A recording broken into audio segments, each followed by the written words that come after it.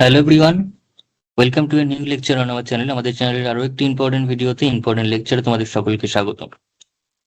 আমাদের class 11 semester 1 এর জন্য যে চ্যাপ্টারটা চলছে ক্যালকুলাস পোর্শন থেকে, সেটা হচ্ছে ডেরিভেটিভ বা অন্তর্কলজ।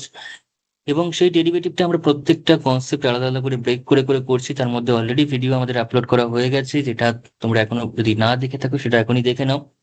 এবং প্রত্যেকটা ভিডিও অত্যন্ত কনসেপচুয়াল হবে, অত্যন্ত কম্প্যাক্ট ওয়েতে সেখানে করানো হবে, প্রতিটা জিনিস লিখিয়ে বুঝিয়ে প্রবলেম সলভ করিয়ে, এবং সম্পূর্ণটা কিন্তু ডিটেলসে করানো হবে, যেরকম অন্য ক্লাসগুলো করানো হচ্ছে। আচ্ছা, এর আগে আমরা শিখেছি হচ্ছে অন্তর্কলজ বা অবকল সহগ নির্ণয়ের ক্ষেত্রে, অর্থাৎ অবকল সহগ বা অবকল গুণাঙ্ক কিংবা ডিফারেন্সিয়াল কোএফিসিয়েন্ট কিংবা ডেরিভেটিভ, এই সমস্ত একই কথা। এবং সেই কথাগুলো যে ইন্টারপ্রিটেশন রয়েছে সেটা নির্ণয় করার ক্ষেত্রে একটা নিয়ম রয়েছে, যেটাকে আমরা বলে থাকি প্রথম নিয়ম বা ফার্স্ট প্রিন্সিপাল, কিংবা তার সংজ্ঞা বা ডেফিনেশন। তো সেই ডেফিনেশন থেকে বা প্রথম নিয়ম থেকে আমরা বিশেষ কয়েকটা ফান্ডামেন্টাল ফাংশনের বা কয়েকটা প্রাথমিক অপেক্ষকের আমরা কিন্তু এখানে ডিফারেন্সিয়েশন করব বা ডিফারেন্সিয়াল কোএফিসিয়েন্ট নির্ণয় করব বা অবকল সহগ নির্ণয় করব। তো সেই ফাংশনগুলো কিরকম হতে পারে, সেটা হতে পারে অ্যালজেব্রাইক ফাংশন বা পলিনোমিয়াল ফাংশন, যেমন x to the power N, অর্থাৎ এক্স স্কোয়ার হতে পারে, 1/x হতে পারে, এক্স টু দি পাওয়ার 5 হতে পারে, অর্থাৎ x to the power something power জাতীয়। এবং পাওয়ারটা অবভিয়াসলি রেশনাল পাওয়ার হবে, অর্থাৎ মূলদ সংখ্যা থাকবে পাওয়ারে। ঠিক আছে। তো সে মূলদ সংখ্যা বলতে সেটা 1/2 হতে পারে, 3/5 হতে পারে, -4/3 হতে পারে, কিংবা 0 হতে পারে, কিংবা আমাদের কাছে কোনো পজিটিভ নেগেটিভ ইন্টিজার বা পূর্ণ সংখ্যা হতে পারে, যেমন 2, 4, 2025, অনেক কিছু হতে পারে।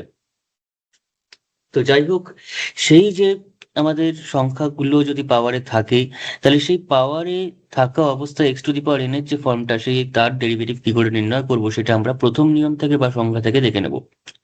ঠিক আছে।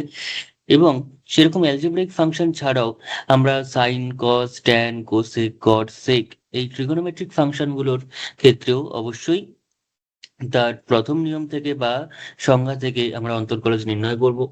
তাছাড়াও আরো কিছু বিশেষ ধরনের ফাংশন আমরা এখানে পড়বো।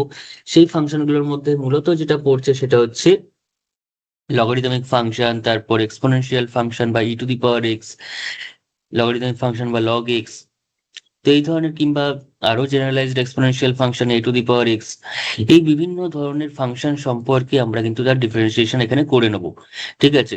এই ডিফারেন্সিয়েশন চ্যাপ্টারটা আমি অলরেডি বলেছি, সেটা দুটো ভাগে ভাগ করাতে ভীষণ প্রবলেম হয়েছে। সেটা হচ্ছে একটা ক্লাস 11-এ রয়েছে কিছুটা পোর্শন, আবার বাকি কিছু আমরা ক্লাস 12-এ রয়েছে। তো সেক্ষেত্রে আমাদের কিন্তু পুরো জিনিসটাই এট এ টাইম কভার করাটা খুব দরকার। ঠিক আছে, অন্তত ফর্মুলাগুলো অবশ্যই আমাদের মনে রাখতেই হবে। ঠিক আছে, বিভিন্ন ধরনের ফাংশনের ক্ষেত্রে কি হয়। তো যাই হোক, আমরা শুরু করি হচ্ছে অ্যালজেব্রাইক ফাংশন দিয়ে। তো অ্যালজেব্রাইক ফাংশন মানে হচ্ছে x to the power N, আমি লিখে দিয়েছি, যেহেতু যখন এনটা হচ্ছে মূলদ সংখ্যা। এন যদি মূলদ সংখ্যা বা রেশনাল নাম্বার হয়, তাহলে সেক্ষেত্রে x to the power N তার ডেরিভেটিভ কি হবে, তার ডিফারেন্সিয়েশন কি করে করবো সেটা আমরা দেখবো। এবং সেটা অবভিয়াসলি প্রথম নিয়ম থেকে বা সংজ্ঞা থেকে। ঠিক আছে। তাহলে আমি ধরে নিচ্ছি লেট ওয়াই ইকুয়ালস টু, ফাংশনটাকে ধরে নিই এফ এক্স, এবং এফ এক্সটাই হচ্ছে আমাদের কাছে এখানে ফাংশনটা x to the power N. ঠিক আছে, ফাংশনটা হলো x to the power N, যেখানে এনটা অবভিয়াসলি একটা রেশনাল নাম্বার। ঠিক আছে, এন একটি মূলদ সংখ্যা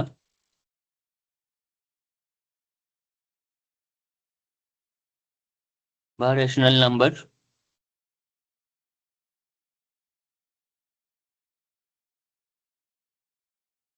যেটাকে আমরা সংক্ষেপে এরকম ভাবে বলতে পারি যে এন বিলংস টু কিউ বলে দিলেই কাজ মিটে যায়। কিউ মানে হচ্ছে set of all rational number. কিউটা কি? কিউটা হচ্ছে সেট অফ রেশনাল নাম্বারস, যেখানে সমস্ত রেশনাল নাম্বার বা মূলদ সংখ্যাগুলো কালেক্ট করা আছে। Set of rational numbers. তাহলে এনটা মূলদ সংখ্যা বা রেশনাল নাম্বার মানে এন বিলংস টু কিউ, অর্থাৎ এনটা কিউ এর ফ্যামিলি থেকে বিলং করছে, রেশনাল নাম্বারের পরিবার থেকে বিলং করছে। তার মানে এনটার অবভিয়াসলি রেশনাল নাম্বার। ঠিক আছে, জাস্ট সেটের সেন্সে বা ম্যাথমেটিক্যাল সিম্বল দিয়ে সামান্য এইটুকুনির মধ্যে কিন্তু এত বড় কথাকে আমরা প্রকাশ করে দিতে পারলাম। ঠিক আছে। তো এই যে ফাংশনটা রইলো, এখানে f y equals to f x, যেটাকে আমরা x to the power n ধরছি, তার ডেরিভেটিভ করবো উইথ রেসপেক্ট টু এক্স। এবং সেটা প্রথম নিয়ম থেকে বা প্রাথমিক সংজ্ঞা থেকে। হুম। ঠিক আছে, তাহলে শুরু করা যাক।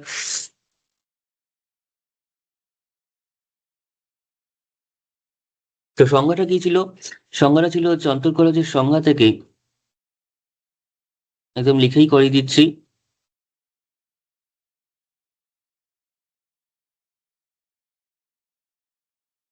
অন্তর্কলজের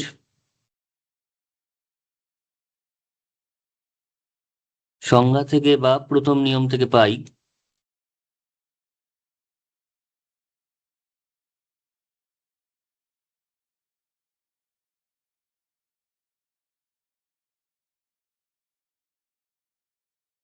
কি পাওয়া যাবে অন্তর্কলজের সংজ্ঞা বা প্রথম নিয়ম থেকে? সেখান থেকে আমরা পেয়ে যাবো হচ্ছে উম, আমরা কি বার করতে যাচ্ছি? X to the power N এর ডেরিভেটিভ বার করতে যাচ্ছি, অর্থাৎ ডিওয়াই ডিএক্স বার করতে যাচ্ছি, অর্থাৎ এফ ড্যাশ এক্স বার করতে চাইছি। আমরা কার ডেরিভেটিভ বার করতে চাইছি? D d x of x to the power n বার করতে চাইছি। অর্থাৎ সেটা কি? সেটা হচ্ছে আমাদের কাছে এফ ড্যাশ এক্স ও বলতে পারি কিংবা ডিওয়াই ডিএক্স ও বলতে পারি। একই ব্যাপার, এক্স টু দি পাওয়ার এনটাকে ডি ওয়াই মানে ওয়াই ধরেছি, তাহলে এটাকে ডিওয়াই ডিএক্স বলতে পারি, অথবা এফ ড্যাশ এক্স বলতে পারি। এফ ড্যাশ এফ এর মাথায় একবার ড্যাশ দেওয়া মানে কি বুঝবো? না, এফ এর একবার ডেরিভেটিভ হচ্ছে কার রেসপেক্টে? এক্স এর রেসপেক্টে। ঠিক আছে? আর d y d x not d y by d x, এটা কিন্তু কোনো ডিভিশন নয়, এটা জাস্ট একটা নোটেশন। ডিডিএক্স টা নিজে একটা অপারেটর, যেটাকে আমরা বলছি ডিফারেন্সিয়েশন অপারেটর বা ডিফারেন্সিয়াল অপারেটর, যেটাকে আমরা সাধারণত ডি দিয়ে প্রকাশ করে থাকি। সেই ডিটা যখন কোনো ফাংশনের উপর চাপছে তখন কোন একটা ভ্যালু আমাদের দিচ্ছে। যেমন সাইন নিচে একটা অপারেটর, সেটা যখন কোনো এক্স এর উপর চাপছে তখন সাইন এক্স এর একটা ভ্যালু আমরা পাচ্ছি।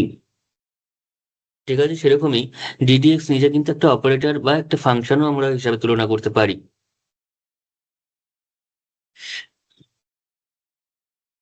তো দিস ইকুয়ালস টু, এবার আমরা চলে আসি ডিফারেন্সিয়েশনের ফর্মুলাটা কি ছিল বা প্রথম নিয়মটা কি ছিল? সেটা ছিল হচ্ছে limit h tends to zero, limit h tends to zero f of x plus H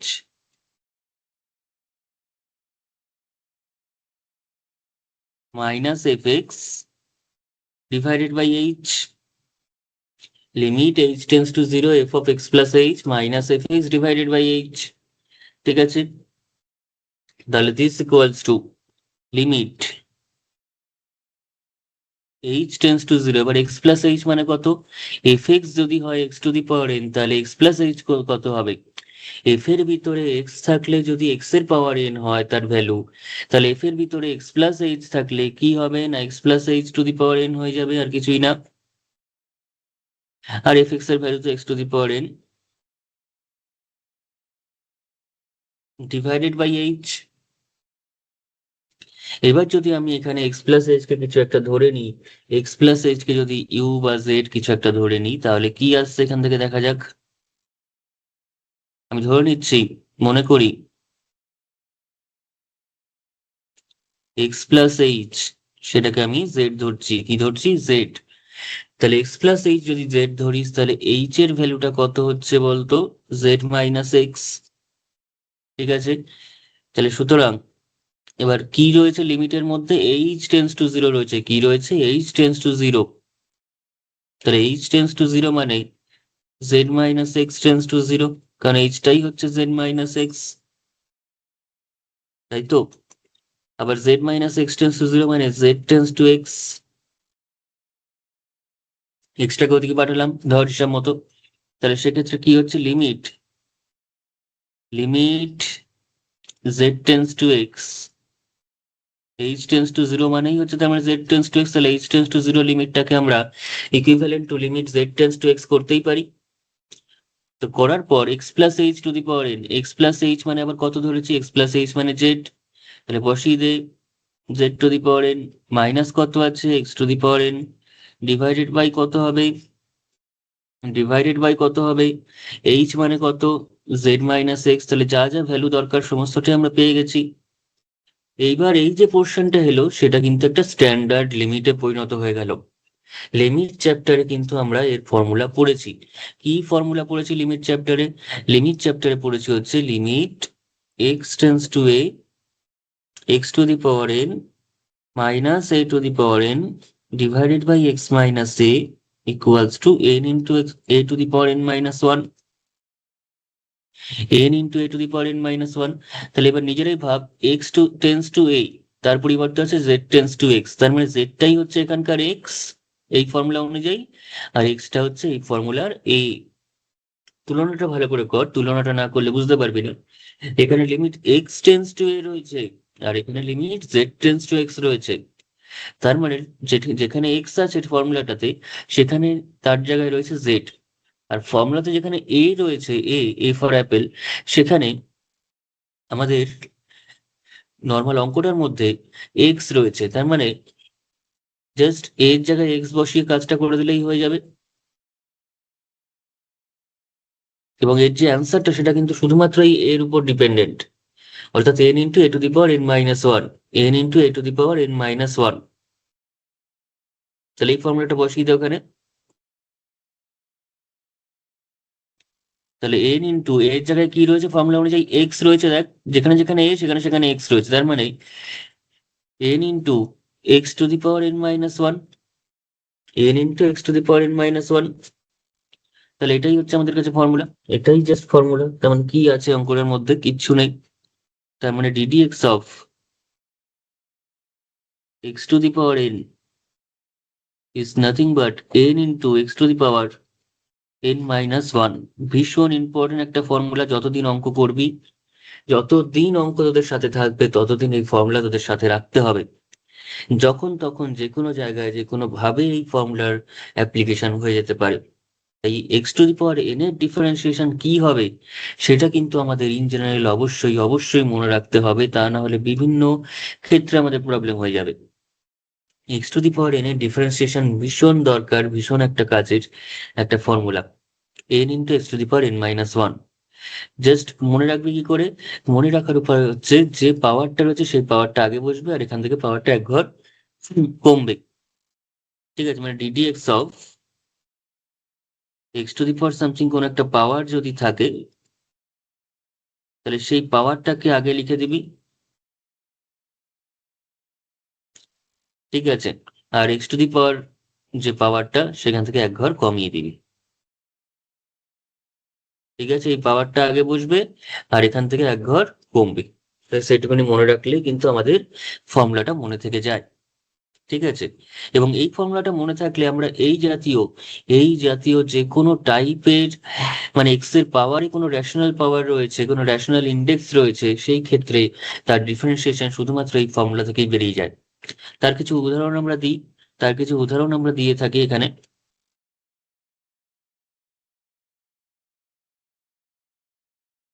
ধর একদম বেসিক একটা উদাহরণ নিয়ে নিচ্ছি আমি। সামথিং ডিডিএক্স অফ এক্স, যেটাকে আমরা বলতেই পারি ডিএক্স ডিএক্স, ডিএক্স ডিএক্স। তো সেটা মানে কত?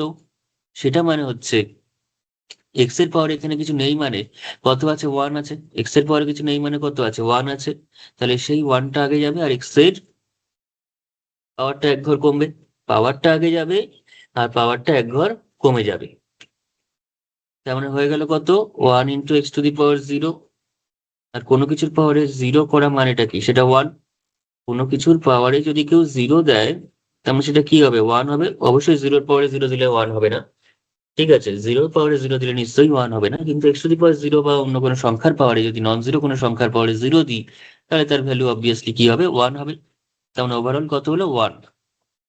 তার মানে এখান থেকে একটা জিনিস পেয়ে গেলাম, যে ডিএক্স ডিএক্সই বলিস কিংবা ডিডিএক্স অফ এক্সই বলিস,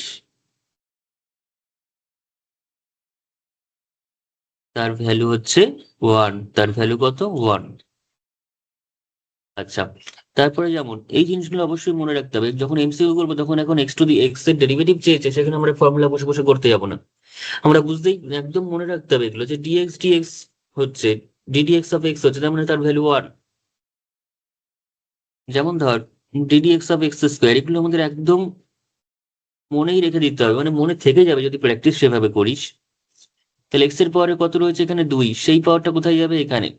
আর পাওয়ারটা এক ঘর কি হবে? কমে যাবে। তার মানে কত হলো? Two x. কত হলো? Two x. আচ্ছা, 3 নম্বর ফর্মুলা।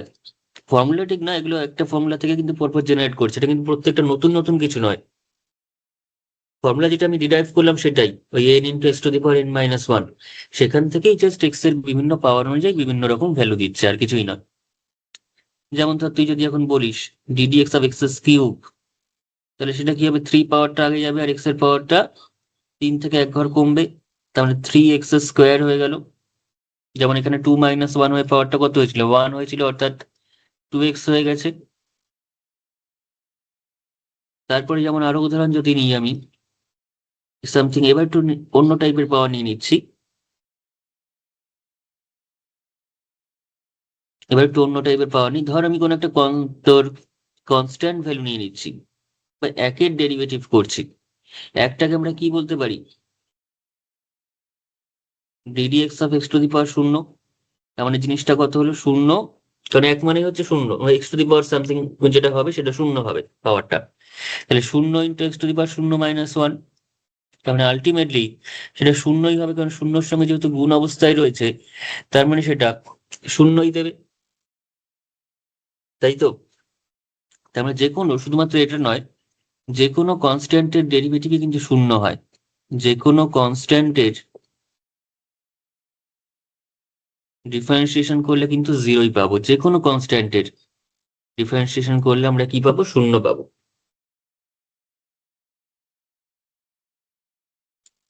ঠিক আছে। তারপরে যেমন ধর আমরা যদি আরো কিছু অন্য টাইপের পাওয়ার নিই, এবার একটু নেগেটিভ পাওয়ারের দিকে যাচ্ছি।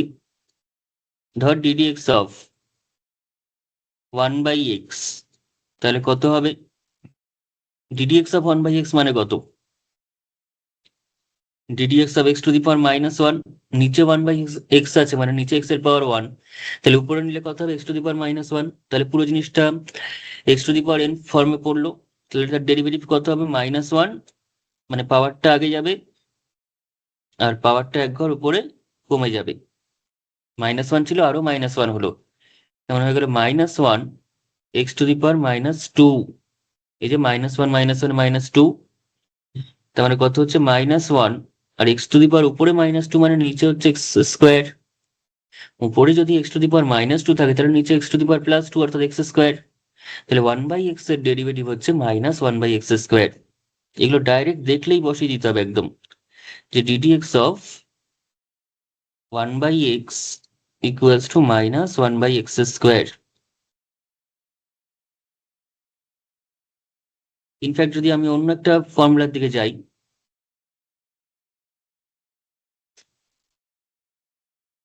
ধর ddx অফ 1/x স্কোয়ার যদি থাকতো তাহলে কি হতো, 1/x স্কোয়ার থাকলে কি হবে, তো সেক্ষেত্রে সেটা ddx of x to the power minus two. তার মানে মাইনাস টু থাকবে, আর x to the power minus two minus one, পাওয়ারটা এক ঘর কমলো। তার মানে minus two x to the power minus three, তার মানে minus two divided by x cube. তার মানে এই জায়গাটা বোঝার চেষ্টা কর, যে যখনই ফর্মটা আমাদের কাছে এরকম ভাবে থাকছে যে ddx of 1/x square something, তখন কিন্তু তার ভ্যালুটা হচ্ছে মাইনাস, উপরে এনটা বসে যাচ্ছে আর নিচে এন এর সঙ্গে এক ঘর বেড়ে যাচ্ছে। উপরে এনটা বসে যাচ্ছে আর নিচে সেই এন এর সঙ্গে কিন্তু এক ঘর বেড়ে যাচ্ছে। যেমন এখানে এক্স স্কোয়ারের সময় উপরে টুটা বসে গেছে, নিচে কিন্তু টু এর সঙ্গে এক ঘর বেড়ে গেছে, এবং সেই সাথে একটা নেগেটিভ সাইনও কিন্তু এসছে। কিংবা এটার ক্ষেত্রেও তাই, এখানে যখন পাওয়ারটা ওয়ান ছিল, সেই ওয়ানটা কিন্তু এখানে বসে গেছে, একটা নেগেটিভ সাইন এসছে, এবং নিচে কিন্তু সেই একের সঙ্গে আর একটা পাওয়ার বেড়ে গেছে। তার মানে এরকম ফর্মে যখনই থাকবে, তখন উপরে ডাইরেক্ট ফর্মুলা পাওয়ারটা বসিয়ে দেবো, এবং নিচে পাওয়ারটা এক ঘর বাড়বে আর সঙ্গে নেগেটিভ সাইন। ঠিক আছে, তেমন উইদাউট এনি ক্যালকুলেশন আমরা দেখেই বলে দিতে পারবো এবার যে এটার ভ্যালু কত হবে। এটার ভ্যালুটা ঠিক কত হবে সেটা কিন্তু আমরা দেখে বলে দিতে পারবো, যে ddx of 1/x to the power 2026 কত হবে, না মাইনাস দিতে হবে, একটা নেগেটিভ সাইন থাকবে, 1/, জাতীয় ক্ষেত্রে একটা নেগেটিভ সাইন থাকবে, পাওয়ারটা বসে যাবে ডাইরেক্ট উপরে, অর্থাৎ 2026, আর নিচে এক্স এর পাওয়ারে এক ঘর কিন্তু বাড়বে, অর্থাৎ x to the power 2026 plus এক, অর্থাৎ -2026 divided by x to the power 2027। বোঝা গেল তো? এইভাবে ইজিলি আমরা জিনিসটা ডিফারেন্সিয়েট করে ফেলতে পারি। ঠিক আছে। এবার অনেক সময় অনেক রকম জটিল পাওয়ার যুক্ত টার্মও দেওয়া থাকে, সেগুলো আমাদের বুঝে নিয়ে কাজটা করতে হবে। যেমন ধর এরকম একটা দিল ddx of something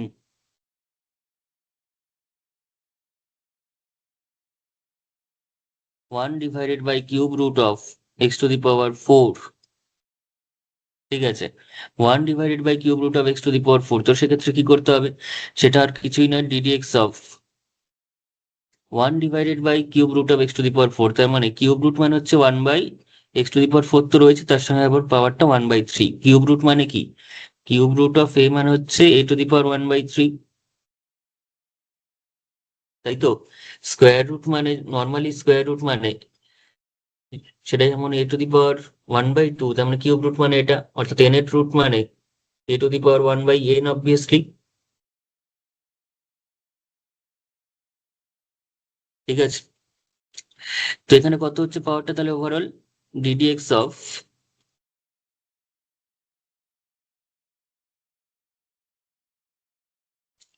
1 divided by x to the power, তার মানে 4/3। তাহলে এবার যদি উপরের ফর্মুলার মতো করে অ্যাপ্লাই করি, মাইনাস বসবে যেহেতু নিচে আছে, 4/3টা যে পাওয়ারটা রয়েছে সেটা উপরে বসবে এবং নিচে সেই পাওয়ারটার সঙ্গে এক ঘর যোগ হবে, অর্থাৎ মাইনাস উপরে থাকলো 4/3, নিচে থাকলো x to the power 4/3 plus 1 মানে 7/3, ঠিক আছে। তো এটাকে কেউ যদি বলে না, এরকম ভাবে লিখবো যে 4 divided by 3 into x to the power 7/3, চাইলে লিখতেই পারে, একই ব্যাপার। তাহলে এইভাবে আমরা চাইলে ডিফারেন্সিয়েট করতে পারি। জাস্ট ফর্মুলা কিন্তু আমি বিভিন্ন রকম ইউজ করছি না, ফর্মুলা ওই একটাই, ঠিক আছে, ওই n into x to the power n-1, এটাই হচ্ছে differentiation of x to the power n, বা differential coefficient of x to the power n, বা derivative of x to the power n, ঠিক আছে। তাহলে এবার আমরা ডাইরেক্ট এটার উপর যে অঙ্কগুলো আছে সেই অঙ্কগুলো দিয়ে স্টার্ট করি, ঠিক আছে। সেই অঙ্কগুলো দিয়ে এবার আমরা শুরু করি।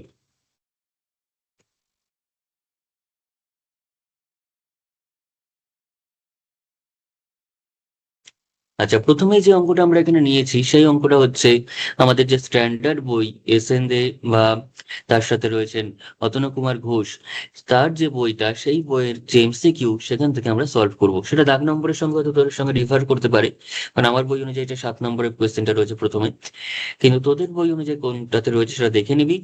এবং অঙ্কটার দাগ নম্বরটা বড় কথা নয়, সেটা আমাদের অঙ্কটা করাটা হচ্ছে মেন, ঠিক আছে।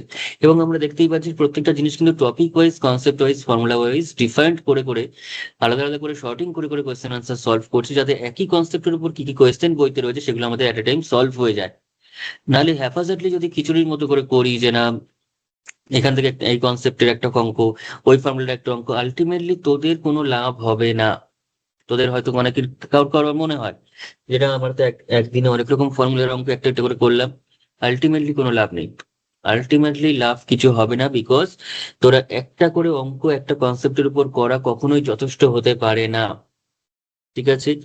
কখনোই সেই কনসেপ্টটাকে ক্লিয়ার করার জন্য বা সেই কনসেপ্টের উপর সমস্ত ধরনের প্রশ্ন পরীক্ষা অ্যাটেন্ড করে আসার জন্য কখনোই হ্যাপাজার্টলি একটা একটা করে অঙ্ক করলাম সমস্ত কনসেপ্ট থেকে আর একদিনে চ্যাপ্টার শেষ হয়ে গেল, ব্যাপারটা কিন্তু কখনোই সেটা সম্ভব নয়। সেইভাবে ভালো করে র্যাঙ্ক করে আসা বা ভালো করে কোয়েশ্চেন অ্যান্সার অ্যাটেন্ড করে আসা সঠিকভাবে সেটা সম্ভব হয় না, ঠিক আছে। তো আমাদের যখন করতে হবে খুব শর্টিং করে করে বেছে বেছে যে কনসেপ্ট ওয়াইজ অঙ্কগুলোকে সলভ করে ফেলতে হবে।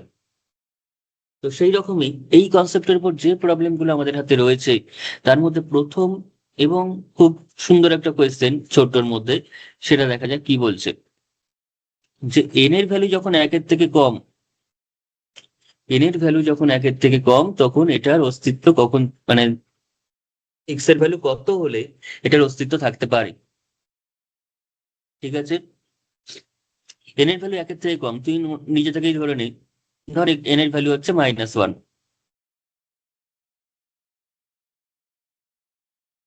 -1টা নিশ্চয়ই 1-এর থেকে কম। তাহলে therefore ddx of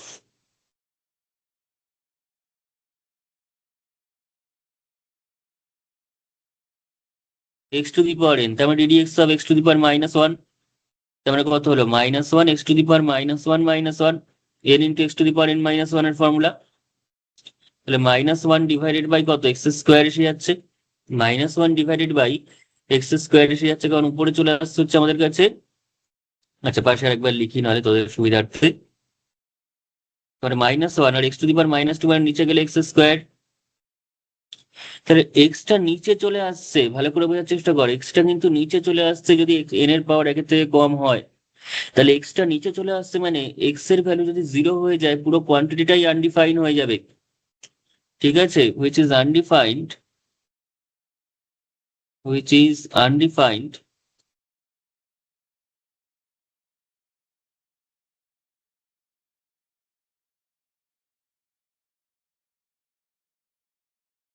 if x equals to 0। x equals to 0 হলে এই যে ডিফারেন্সিয়েশনের ভ্যালুটা অসংজ্ঞাত হয়ে যাচ্ছে, অস্তিত্ব থাকছে না। ঠিক আছে, অর্থাৎ ডেরিভেটিভ বা dx of x to the power n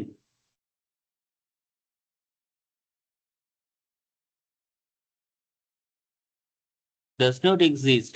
ছোটখাটো তো ইংলিশের সঙ্গে কিন্তু পরিচিত থাকতে হবে, ছোটখাটো ইংলিশের সঙ্গে কিন্তু অবশ্যই পরিচিত থাকতে হবে, কারণ এরপরে তোরা হায়ার স্টাডিজে যখন যাবি 11-12 পরে, তখন কিন্তু কোনো বাংলার আর সিন নেই। অ্যান্ড নট অনলি দ্যাট, তোরা যখন কম্পিটিটিভ এক্সামে যেই মেন্স অ্যাডভান্সে বসবি, সেখানেও কিন্তু কোনো বাংলা কোয়েশ্চেন তোরা পাবি না।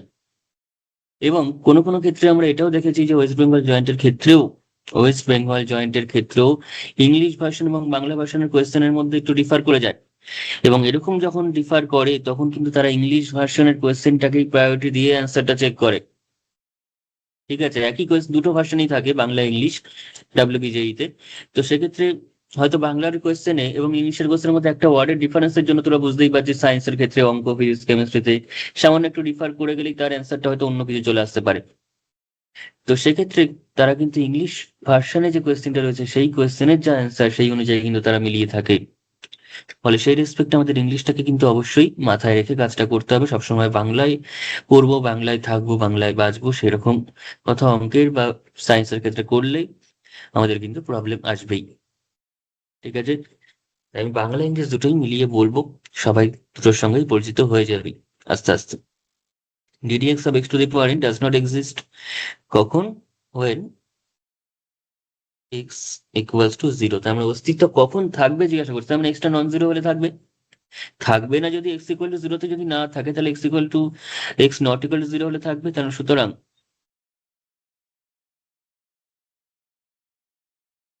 সুতরাং ddx of x to the power n exist মানে অস্তিত্ব থাকবেই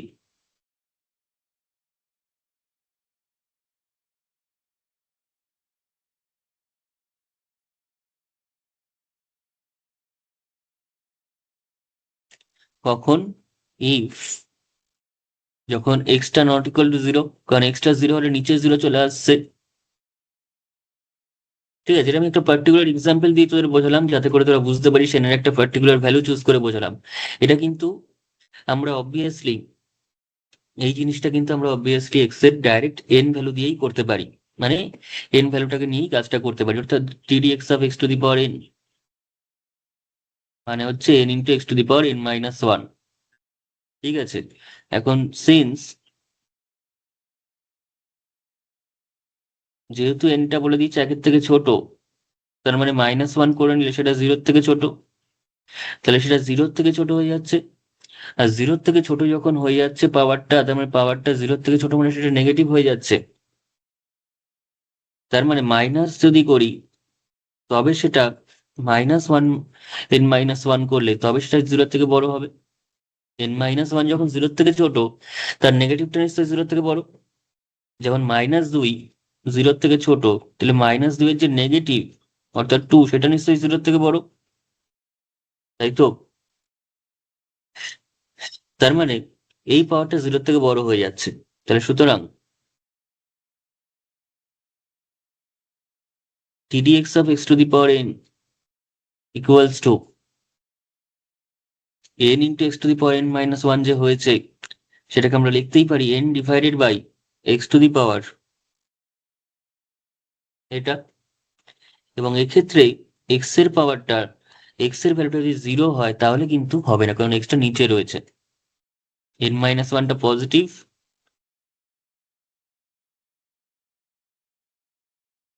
আবার এক্সটা রয়েছে নিচেই। তার মানে এক্স এর ভ্যালু 0 হলে কিন্তু এর অস্তিত্ব থাকবে না। ঠিক আছে, এক্স ইকুয়াল টু 0 হলে ddx of x to the power n এর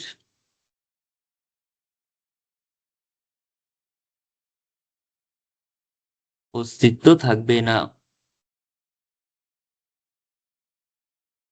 ঠিক আছে, সুতরাং অস্তিত্ব কখন থাকবে? যদি এক্সটা 0 না হয়। তার মানে সঠিক অপশন হচ্ছে অপশন ডি। সঠিক অপশনটা কত? Option D. তো আমি দুটো ভাবেই দেখালাম, একটা হচ্ছে এন এর পার্টিকুলার ভ্যালু ধরে এবং একটা জেনারেল ভ্যালু ধরে। প্রথমে জেনারেল ভ্যালু ধরে দেখালে তোদের হয়তো অসুবিধা হতো, পার্টিকুলার ভ্যালু ধরে যেহেতু প্রথমে করে দিয়েছি, ফলে সেক্ষেত্রে তোদের একটু বুঝতে সুবিধা হয়েছে যে এন এর ভ্যালু যদি -1 হয় তাহলে হ্যাঁ সত্যি এক্সট্রা নিচে আসছে একটা পজিটিভ পাওয়ার নিয়ে, এবং সেক্ষেত্রে এক্স এর ভ্যালু 0 হলে নিচে 0 চলে আসছে, আর নিচে 0 তো হতে পারে না, নিচে 0 হলে সেটা আনডিফাইন্ড বা অসংজ্ঞাত বা অস্তিত্ব থাকবে না তার। তার মানে এক্স এর ভ্যালু 0 হলে তার অস্তিত্ব থাকছে না, তাহলে অস্তিত্ব থাকবে কখন? যখন এক্স এর ভ্যালু নট ইকুয়াল টু 0। ঠিক আছে, বেশ ট্রিকি একটা সুন্দর ছোট্টর মধ্যে একটা কোয়েশ্চেন দিয়েছে, তোরা যে যেভাবে ভাববি সেটা করতে পারিস। ঠিক আছে, আচ্ছা চলে আসবে এবার নেক্সট কোয়েশ্চেনে। এইবার আমরা ডাইরেক্ট ফর্মুলা বেসড যে কোয়েশ্চেন গুলো সেগুলো, যে আমাদের প্রথম কোয়েশ্চেনটা দেখতেই পাচ্ছি সেটা অলরেডি আমার বলে দেওয়া হয়ে গেছে। অলরেডি আমার বলা হয়ে গেছে তার ভ্যালু কত হবে, সেটা আমি করেই দেখিয়েছি যে 1/x এর ডেরিভেটিভ করতে বলেছে। 1/x এর ডেরিভেটিভ কত হয়? উদাহরণগুলোর মধ্যে করে দিয়েছি, -1/x² হবে অবভিয়াসলি, -1/x²। ঠিক আছে, কি করে হবে? না ddx অফ dydx মানে কি? y যদি তোর কাছে 1/x হয়, তার মানে dydx মানেটা কি? ddx অফ 1/x, তার মানে কত? ddx অফ x⁻⁻1, তার মানে কত? পাওয়ারটা আগে যাবে এবং পাওয়ারটা এক ঘর কমবে, তার মানে -1 x⁻²। বারবার করে একই জিনিস করছি যাতে তোদের একদম মাথায় গেঁথে যায়, চাইলেও তোরা মাথা থেকে সরাতে না পারিস, ভুলতে না পারিস, তার জন্য এগুলো বারবার করে কিন্তু আমরা করছি। আর এক্স এর পাওয়ারটা উপরে নেগেটিভ, তার মানে সেটা চলে যাবে নিচে পজিটিভ পাওয়ার হয়ে। ঠিক আছে, তার মানে হয়ে গেল কত? -1/x²। কত? -1/x², অর্থাৎ অপশন বি ইজ কারেক্ট। বোঝা গেছে?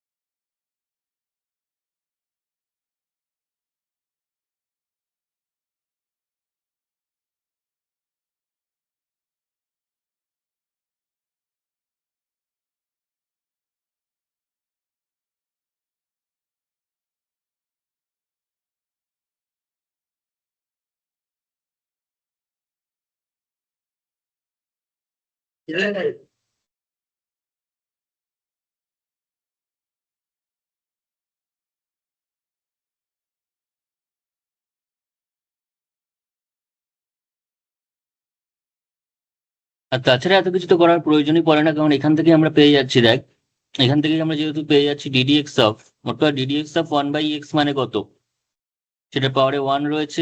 তাহলে ফর্মুলাটা কি, 1টা উপরে বসবে, যখন 1/x জাতীয় থাকবে তখন একটা নেগেটিভ সাইন আসবে, এবং এক্স এর পাওয়ারে যেটা রয়েছে সেটা উপরে থাকবে, এবং এক্স এর পাওয়ার নিচে এক ঘর বাড়বে, অর্থাৎ হয়ে গেল -1/x²। শর্ট ট্রিক্স এর মাধ্যমে আমরা করেই ফেলতে পারলাম। ঠিক আছে, চলে আসবে এবার নেক্সট কোয়েশ্চেনে। নেক্সট যে কোয়েশ্চেনটা দিয়েছে বলেছে x⁻², কারণ √x দিয়েছে, এখানে কত দিয়েছে, √x। ঠিক আছে, তাহলে ডিডিএক্স অফ √x, রুট মানে আমি একটু আগেই বলেছি সেটা হচ্ছে x⁻½ হবে, রুট মানে হচ্ছে হাফ পাওয়ারটা, তার মানে পাওয়ারটা আগে গেল আর এক্স এর পাওয়ারটা এক ঘর কমলো, তার মানে কত হলো। আচ্ছা, তাহলে এই ½ - 1 মানে কত, উপরে প্রথমেরটা তো হাফ বসলো, আর x⁻½ - 1 মানে হচ্ছে আমাদের কাছে -½ তাই তো, 1 থেকে হাফ বিয়োগ করলে হচ্ছে +½ তাহলে হাফ থেকে 1 বিয়োগ করলে -½ তাহলে this equals two 1/2। R x⁻⁻½ মানে আমরা বলতেই পারি x⁻1/2 ডিভাইডেড, নিচে যদি নিই, উপরে যদি -½ থাকে নিচে, তাহলে পাওয়ারটা কত হবে, 1/2। আর 1/2 পাওয়ার মানে আমি আগেও বলেছি x⁻½ মানে হচ্ছে √x, তাই তো, কারণ 1/2 ইন্টু 1/√x, তাহলে হয়ে গেল টোটালটা 1/2√x। আচ্ছা, কিন্তু আমাদের এইটুকুনি চাইনি, আমাদের চেয়েছে হচ্ছে x=2 বিন্দুতে তার ভ্যালু কত হবে, x=2 বিন্দুতে তার ভ্যালুটা কত হবে। তাহলে সুতরাং ddx of √x at x=2, যখন কোনো পার্টিকুলার পয়েন্টে বা পার্টিকুলার বিন্দুতে আমাদের ডিফারেন্সিয়েশনের ভ্যালুটা চাইবে, তখন যে ডিফারেন্সিয়েশনটা জেনারেলাইজ ভাবে বেরিয়েছে সেখানে জাস্ট আমাদের কি করতে হবে না, এক্স এর ভ্যালুটা বসিয়ে দিতে হবে, যে ভ্যালুটা চাইছে, মানে এই দুই ভ্যালুটা আমাদের এক্স এর জায়গায় বসিয়ে দিতে হবে। তাহলে বসালে কত হচ্ছে, 1/2√2, টুটা তো ছিলই, টুটা তো কনস্ট্যান্ট, আর √x ছিল, তো এক্স এর জায়গায় 2 বসালে হচ্ছে √2। ঠিক আছে, 1/2√2। সঠিক অপশন কোনটা হলো, সঠিক অপশন হচ্ছে আমাদের কাছে option c. Option c is the correct option. ঠিক আছে, তো খুব ইজি একটা অঙ্ক। চলে আসি হচ্ছে নেক্সট কোয়েশ্চেনে। তো বেসিক কনসেপ্ট ক্লিয়ার করার জন্য কিন্তু এই অঙ্কগুলো যথেষ্ট উপযোগী, কারণ এই ধরনের অঙ্কগুলোই ক্ষেত্রে আমাদেরকে বেসিক কনসেপ্টটা, বেসিক ফর্মুলাটা যেটা রয়েছে সেটা কিন্তু মাথায় গেঁথে যাবে এই ধরনের অঙ্কগুলো করলে। ঠিক আছে, তারপর আমরা তার ডিফারেন্ট টাইপের অ্যাপ্লিকেশন গুলো করতে পারবো। যেমন তারপরে যেটা দিয়েছে ডিডিএক্স অফ x⁻2/3, কিন্তু সেটা দিয়েছে 1/27 পয়েন্টের ভ্যালু কত হবে। তো কি হবে, পাওয়ারটা আগে চলে আসবে আর পাওয়ারটা এক ঘর কমে যাবে, তার মানে কত হলো, 2/3। এবার 2/3 - 1 মানে সবাই জানে যে -1/3 কি করে আসছে, সেটাও যোগ করে নিতে পারবি তোরা। তার মানে হয়ে গেল 2/3, x⁻, কত, 2 - 3 মানে হচ্ছে -1, তাহলে -1/3।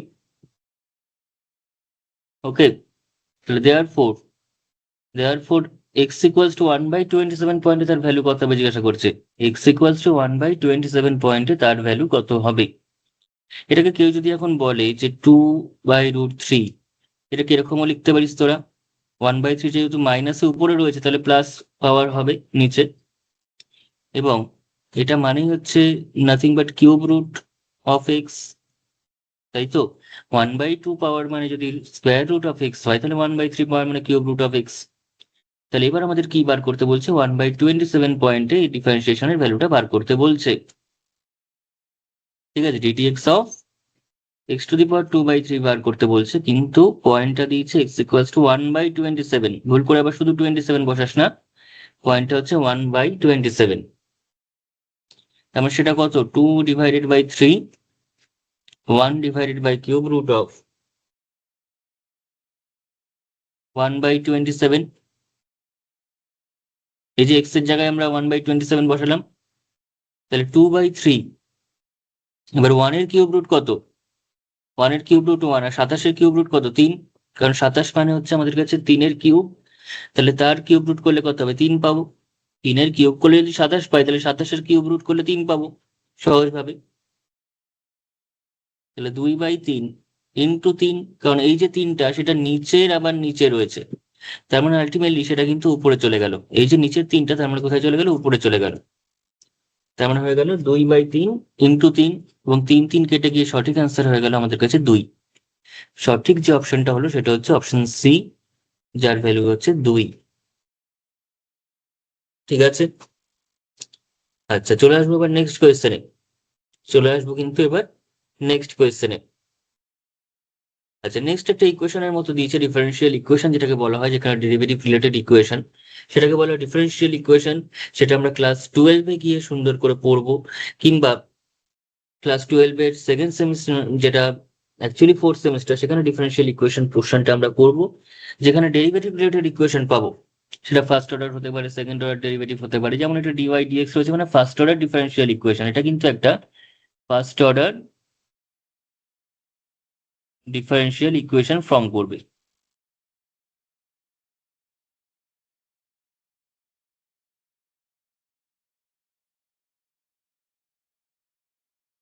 ফার্স্ট অর্ডার ডিফারেন্সিয়াল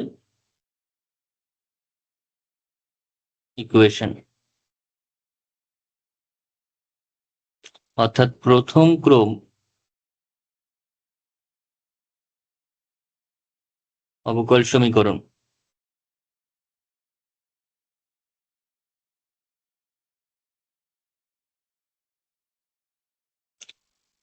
এবং এই ধরনের সমীকরণ আরো একটা সুন্দর নাম রয়েছে, যেটাকে বলা হয় লিনিয়ার ডিফারেন্সিয়াল ইকুয়েশন বা রৈখিক অবকলন সমীকরণ।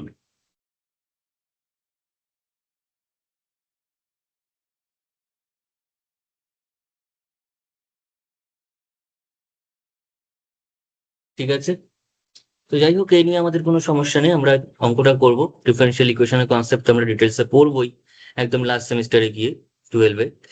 কিন্তু এখন আমাদের যেটা করতে হবে সেটা হচ্ছে y equals to x to the power 5 এর থেকে আমাদের এই এক্সপ্রেশনের ভ্যালুটা কত বেরোবে সেটা দেখতে হবে। তাহলে y equals to x to the power 5, তাহলে বোথ সাইড ডিফারেন্সিয়েট করি। তাহলে y এর ডিফারেন্স, তাহলে ডিওয়াই ডিএক্স সমান কত আসছে?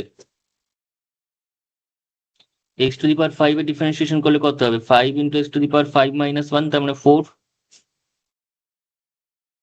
এবার বোথ সাইডে যদি আমি এক্স দিয়ে মাল্টিপ্লাই করি তাহলে কত হচ্ছে? X into dy dx equals to 5 x to the power 4 into x, তার মানে x into dy dx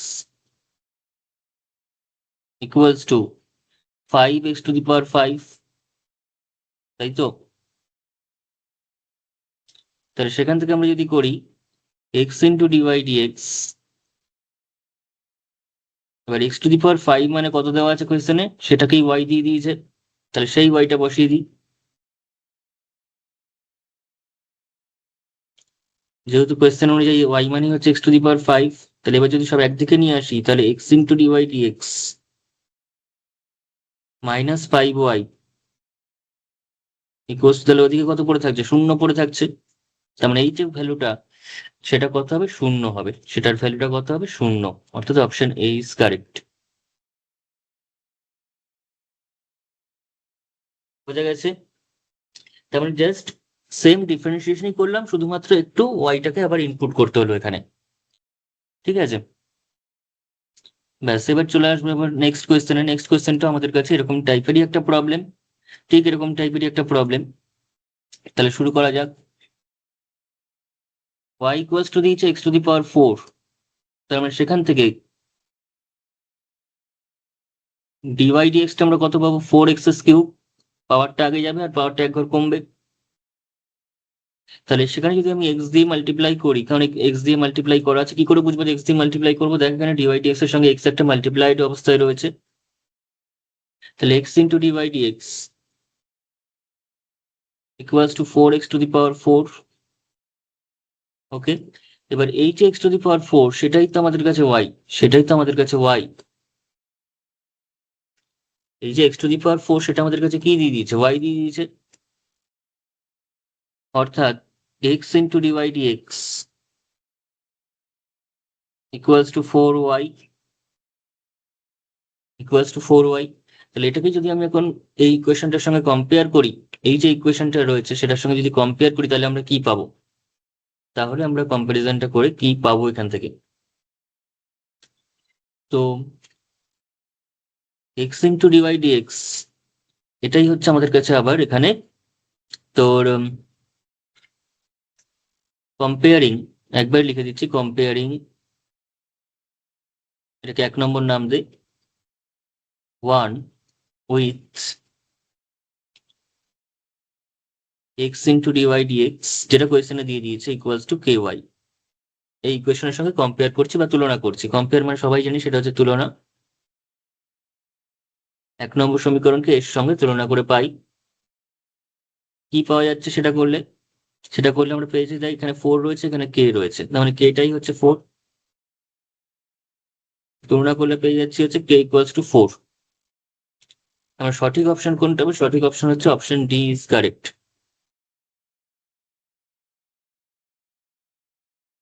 The correct option is option D. ঠিক আছে, তাহলে এটা হচ্ছে শূন্যস্থান পূরণ দিয়েছিল, কে এর মান হচ্ছে 4 হলে এটা স্যাটিসফাইড হচ্ছে। ঠিক আছে, তার মানে ইন জেনারেল এইটুকুনি আমরা বুঝতেই পারছি, যদি y equals to x to the power N জাতীয় কোনো সংখ্যা থাকে, y equals to x to the power N জাতীয় কোনো সংখ্যা থাকে, অবভিয়াসলি এনটা পজিটিভ কোন একটা নাম্বার, এনটা পজিটিভ কিছু একটা নাম্বার, তাহলে সেক্ষেত্রে এক্স ইন্টু ডিওয়াই ডিএক্স করলে অবশ্যই আমরা এন ওয়াই পাবো। এক্স ইন্টু ডিওয়াই ডিএক্স করলে কি পাওয়া যাবে? N Y. ওকে,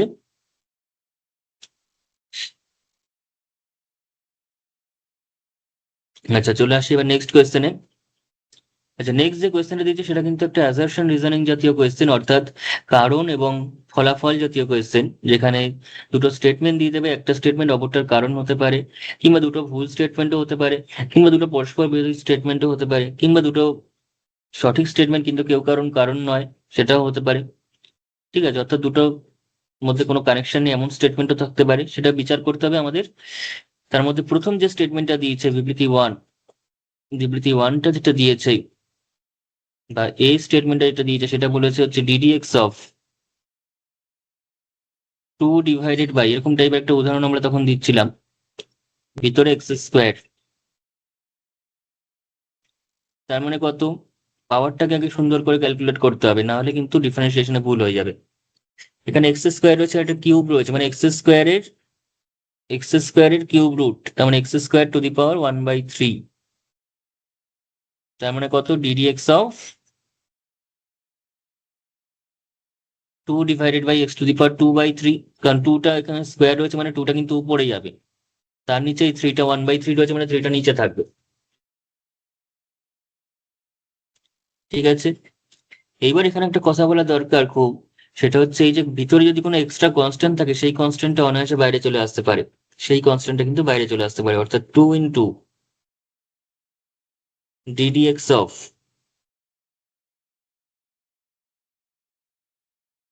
এটা আমরা লিখতেই পারি, ভিতরে কোনো কনস্ট্যান্ট থাকলে সেটা ডেরিভেটিভের বাইরে চলে আসবে। ঠিক আছে, তাহলে 2 ইন্টু, এবার ভাব 1/x to the power something, তার মানে সেটা মাইনাস হবে একটা, এটা ডেরিভেটিভটা কি হবে? একটা মাইনাস হবে, যে পাওয়ারটা রয়েছে সেটা উপরে বসবে, এবং তারই এক ঘর বেশি পাওয়ার নিচে থাকবে। এটাই আমি ফর্মুলার মতো করে করে দিয়েছিলাম। তার মানে 2 ইন্টু,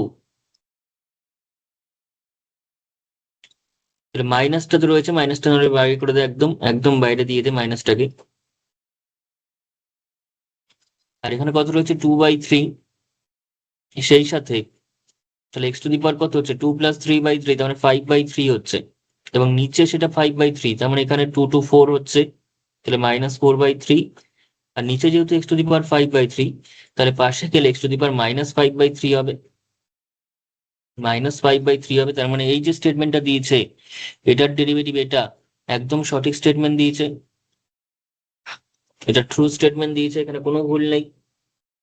এবং এই স্টেটমেন্টটা প্রমাণ করতে গিয়ে কিন্তু আমরা অবশ্যই করলাম যে ddx of c into f x করলাম, ddx of c into f x, এবং এফ এর ডেরিভেটিভ করে দিলাম, তাই তো? তেমন এটাও সঠিক স্টেটমেন্ট একদম। সি কনস্ট্যান্ট ভিতরে থাকলে সেটা বাইরে চলে আসে, ঠিক আছে, কনস্ট্যান্ট যদি ভিতরে থাকে তাহলে সেটা বাইরে চলে আসে। এবং আটটাকে অ্যাপ্লাই করে এটা করেছি হিসাব মতো, তাই অবশ্যই আটটা সঠিক রিজন, এর করেসপন্ডিং সঠিক একটা রিজন। অর্থাৎ বিবৃতি 1 সঠিক, বিবৃতি 2 ও সঠিক, 2 বিবৃতি 1 এর সঠিক কারণ, তার মানে option A is correct. Option A is correct here. কারণ দুটোই সত্যি এবং আটটা কিন্তু অ্যাপ্লাই করেছি এটা প্রমাণ করছে, তার মানে আটটাই কিন্তু এর কারণ। ঠিক আছে, এই যে স্টেপটাতে আমি আটটাকেই অ্যাপ্লাই করেছি। সিটাকে যখন বাইরে দিলাম তখন কি করলাম, ddx of c f x,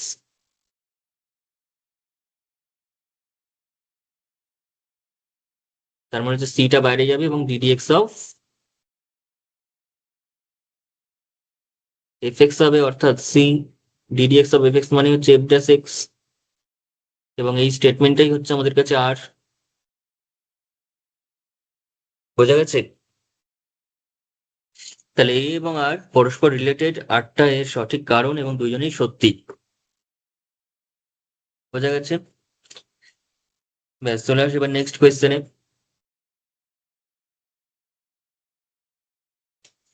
আচ্ছা, নেক্সট যে ডিফারেন্সিয়েশনটা দিয়েছে সেটা একটা মডিউলাস রিলেটেড ডিফারেন্সিয়েশন। কনসেপ্টটা এটার মতো, কিন্তু ডিফারেন্সিয়েশনটা মডিউলাস রিলেটেড।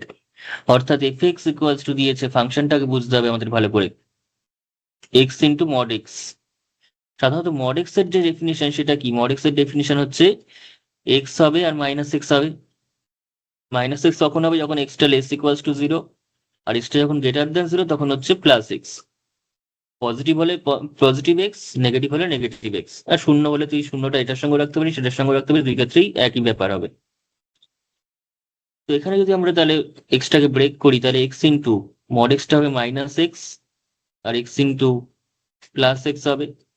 মাইনাস এক্স তখন হবে যখন এক্সটা নেগেটিভ, আর প্লাস এক্স তখন হবে যখন এক্সটা পজিটিভ। এই যে এক্সটা, সেই এক্সটা কিন্তু সেম থাকবে, সেই এক্সটার কোনো চেঞ্জ হবে না, চেঞ্জ হবে তো মডুলাসের চেঞ্জ হয়। মডুলাসের ভ্যালুটা ব্রেক করা যায় জিরোর বাদিকে এবং ডান দিকে, জিরোর নেগেটিভ পোর্শনে, মানে ওখানে নেগেটিভ দিকে এবং পজিটিভ দিকে। ঠিক আছে, আমরা আলটিমেটলি কি দাঁড়াচ্ছে ফাংশনটা, এটা হয়ে যাচ্ছে মাইনাস এক্স স্কোয়ার, আর এটা হয়ে যাচ্ছে প্লাস এক্স স্কোয়ার। যখন এক্সটা নেগেটিভ অথবা শূন্য তখন মাইনাস এক্স স্কোয়ার, আর যখন পজিটিভ তখন হচ্ছে প্লাস এক্স স্কোয়ার। এটা হচ্ছে ফাংশনটার ডেফিনেশন। এটা যেটা পেলাম সেটা হচ্ছে ফাংশনটার ডেফিনেশন। এবার তার ডেরিভেটিভ করতে হবে, এবার সেটার ডেরিভেটিভ আমাদের করে দিতে হবে। তো ডিফারেন্সিয়েশনটা করা যাক। তাহলে দেয়ার ফোর,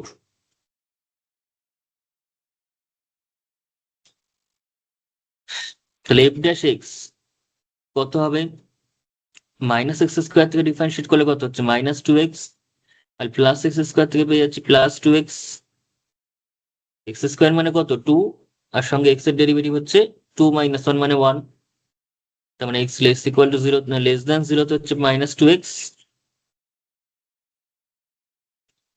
আর গ্রেটার দ্যান জিরোতে plus two x, greater than জিরোতে হচ্ছে প্লাস টু এক্স। এবং এটা জিরো পয়েন্টেও ডিফারেন্সিয়েবল অবভিয়াসলি। জিরো পয়েন্টে ডিফারেন্সিয়েবল কিনা সেটা আমরা চেক করবো কি করে, সেটা সহজে কি করে চেক করবো এবার আমি বলে দিচ্ছি। আমি একবারে করেই দিই তারপর বলছি। জিরোতে কেন ডিফারেন্সিয়েবল, মানে জিরোতেও তার ভ্যালুটা কেন এভাবে মিলে যাচ্ছে, কারণ এফ ড্যাশ এক্স, তুই একবার আর এফ ড্যাশ বার কর, মানে জিরোর ডান দিকে বের কর, আর জিরোর বাঁ দিকে ডেরিভেটিভ বের কর। জিরোর বাঁ দিকে এবং জিরোর ডান দিকে ডেরিভেটিভ বের করতে হবে। তো জিরোর বাঁ দিক মানে হচ্ছে নেগেটিভ দিক, জিরোর বাঁ দিক মানে হচ্ছে নেগেটিভ দিক,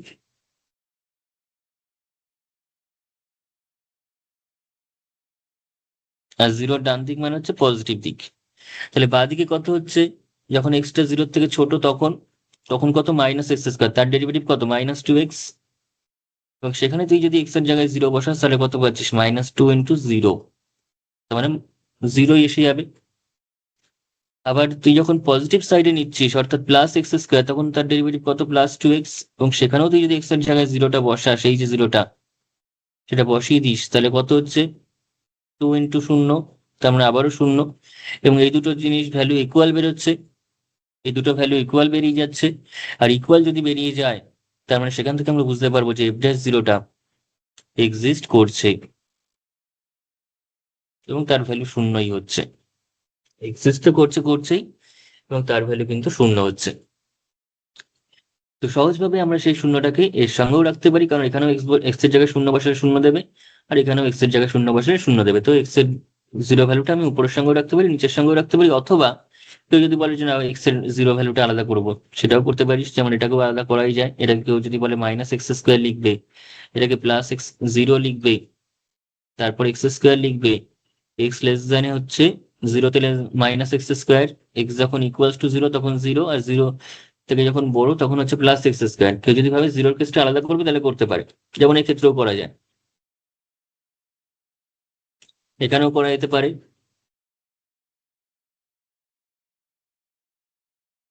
সেরকম এখানেও না করতে কিছু নেই।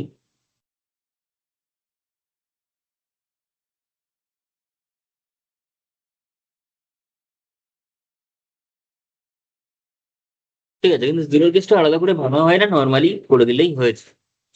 তো এই যে ফাংশনটা আমরা আলটিমেটলি পেলাম, সেটা কিন্তু is nothing but modulus of two x function. Modulus of two x function, কারণ মডিউলাস অফ এক্স যদি মাইনাস এক্স জিরো এক্স হয়, তাহলে minus two x zero plus two x সেটা কি হবে, এটা মডিউলাস অফ টু এক্স হবে। এবং টুটা যেহেতু কনস্ট্যান্ট সেটা বাইরে যাবে পজিটিভলি, মানে টু মড এক্স কে ইন্ডিকেট করছে, টু মড এক্স কে ইন্ডিকেট করছে। এটা কিন্তু একটু অন্য ধাঁচের অঙ্ক, এতক্ষণ যে অঙ্কগুলো করছিলাম তার বাইরের একটু কনসেপ্টের অঙ্ক, মডিউলাস রিলেটেড প্রবলেম এটা একটা। ঠিক আছে, ব্যাস, এখানে হয়ে যাচ্ছে টু মড এক্স। ওকে, ব্যাস চলে আসবো হচ্ছে নেক্সট কোয়েশ্চেনে। চলে আসবো নেক্সট কোয়েশ্চেনে।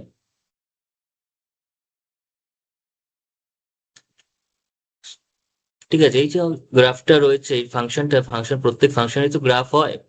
তো সেই গ্রাফটা আমরা কিভাবে এক্সপ্রেস করতে পারবো, সেই গ্রাফটাকে আমরা কিভাবে এক্সপ্রেস করতে পারবো? গ্রাফটা খুব সুন্দর, এটা দেখ, এদিকে হচ্ছে ওয়াই অ্যাক্সিস, এদিকে হচ্ছে এক্স অ্যাক্সিস। ফাংশনটাকে বোঝ কি দিয়েছে, x minus x square plus x square. Minus x square মানে কোন দিকটা, মাইনাস এক্স স্কোয়ারের গ্রাফ মানে আমরা পেয়ে যাবো হচ্ছে তোর y equals to x square যদি নিই, y equals to x square মানে হচ্ছে এই দিকটা, এরকম গ্রাফটা, এটা হচ্ছে ওয়াই কোস টু এক্স স্কোয়ারের গ্রাফ। আর মাইনাস এক্স স্কোয়ার মানে তার নিচের দিকে চলে যাবে, নিচের দিকে চলে যাবে। ওকে, এবং নিচের দিকে যে যাচ্ছে,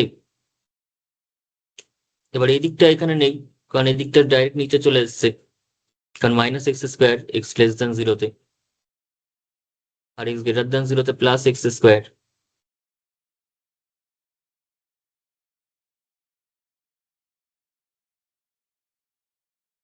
ঠিক আছে, তো এরকম টাইপের একটা গ্রাফ হবে, এরকম টাইপের একটা গ্রাফ আমরা কিন্তু পেয়ে যাব। ওকে, এবং জিরো পয়েন্টে দেখছিস কোনো শার্প এজ নেই, জিরো পয়েন্টে কিন্তু কোনো তীক্ষ্ণ তোর এজ বা কর্নার পয়েন্ট নেই, যার জন্য জিরো পয়েন্টেও সে কিন্তু ডিফারেন্সিয়েবল, জিরো পয়েন্টেও কিন্তু সহজে সে ডিফারেন্সিয়েট করে দিতে পারবে। জিরো পয়েন্টেও কিন্তু আমরা একটা ট্যানজেন্ট ড্র করতে পারবো। ঠিক আছে, এই জিরো পয়েন্টেও সে ডিফারেন্সিয়েবল, বোঝা গেছে? তো এইভাবে হচ্ছে ওভারঅল কার্ভটা হচ্ছে y equals to mod x কে ইন্ডিকেট করছে, মানে এক্স মড এক্স কে ইন্ডিকেট করছে, y equals to x mod x এর গ্রাফ এটা।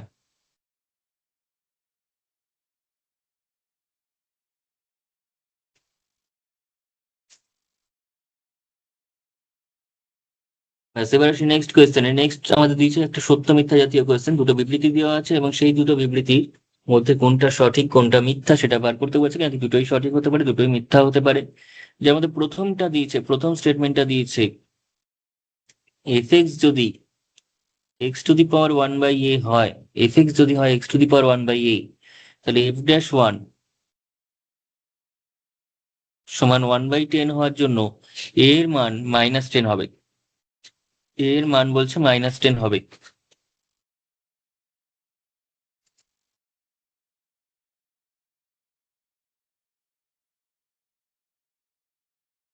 ঠিক আছে, তো f x x to the power one by a, তাহলে দেওয়ার ফোর এফ ড্যাশ এক্স কত হবে?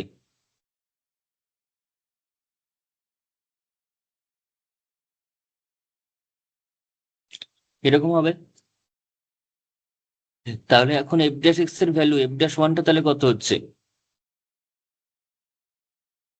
এক্স এর জায়গায় ওয়ান বসবে,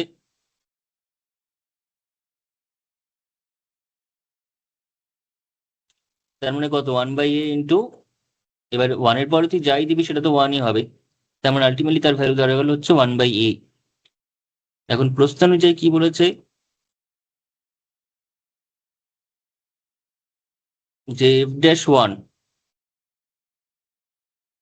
1/10, f-1 হচ্ছে 1/10, তার মানে সেখান থেকে f-1 মানে কত পেয়েছি 1/a পেয়েছি, তাহলে 1/a মানে 1/10, তাহলে এর মানটা কত দাঁড়াচ্ছে 10 হচ্ছে, কিন্তু এখানে তো বলছে -10 হবে, তার মানে সঠিক দেয়নি।